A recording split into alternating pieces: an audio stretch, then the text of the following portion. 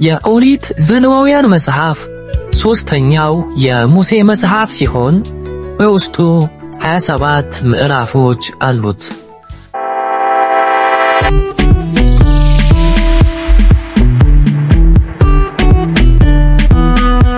ሰላም ጤና ይስጥልኝ ውድ የፍሬዛፍ የዩቲዩብ ቻናል ቤተሰቦች በሙሉ ሁላችሁንም ሰላም እላለሁኝ። እንዴት ናችሁ? ዛሬ የኦሪት ዘሌዋውያን መጽሐፍን በአጭሩ ለመዳሰስ እሞክራለሁኝ። እስከ መጨረሻው ድረስ እንድትከታተሉት በአክብሮት እጋብዛችኋለሁኝ። የኦሪት ዘሌዋውያን መጽሐፍ ሶስተኛው የሙሴ መጽሐፍ ሲሆን በውስጡ 27 ምዕራፎች አሉት። ሌዋውያን ከ12ቱ ነገድ የአንዱ የሌዊ ዘር ናቸው። የብሉይ ኪዳን ካህናት ሌዋውያን ስለሆኑ በዘሌዋውያን መጽሐፍ ውስጥ ስለ ሌዊ ክህነት በብዛት እናነባለን። የዚህ የዘሌዋውያን መጽሐፍ ትእዛዝ የተሰጠው ሙሴ በሲና ተራራ ላይ ከእግዚአብሔር ጋር ሲነጋገር ነበር። ይህንን የኦሪት ዘሌዋውያን መጽሐፍ ለአራት ከፍለን ስንመለከት የመጀመሪያው ከምዕራፍ 1 እስከ 7 ባሉት ክፍሎች ውስጥ የመባና የመሥዋዕት ሕግን እናገኛለን።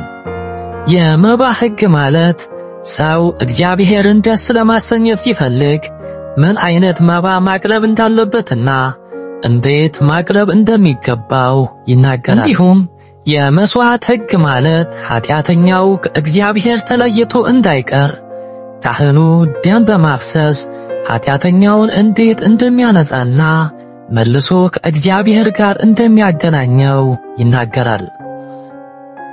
ሁለተኛው ከምዕራፍ 8 እስከ 10 ባሉት ክፍሎች ውስጥ የአሮንንና የልጆቹን የክህነት ሹመት እናገኛለን።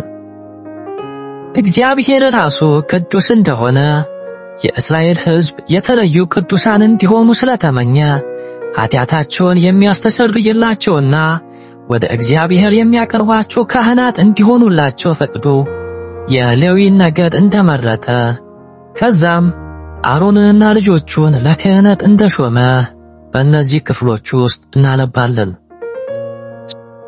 ሶስተኛው ከምዕራፍ 11 እስከ 15 ባሉት ክፍሎች ውስጥ የእግዚአብሔር ሕዝብ በመብሉ፣ በሰውነቱ፣ በልብሱ ንጹሕ ወይም ቅዱስ መሆን እንደሚገባው ይነግረናል።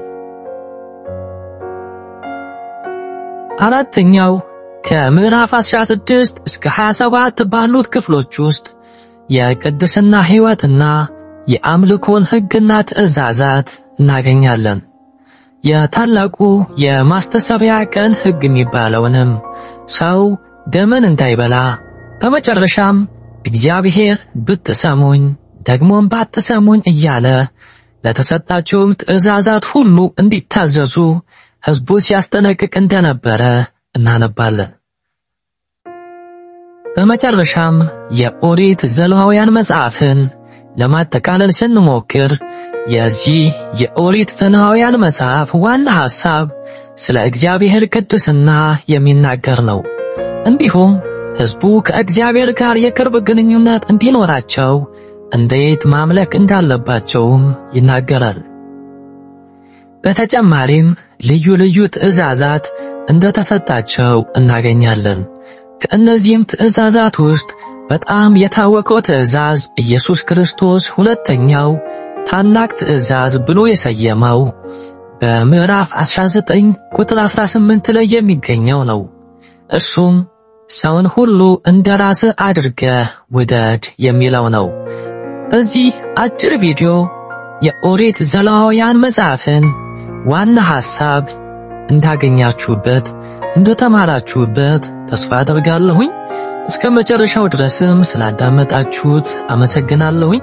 በያላችሁበት የዓለም ዳርቻ ሰላማችሁ ይብዛ። ተባረኩ።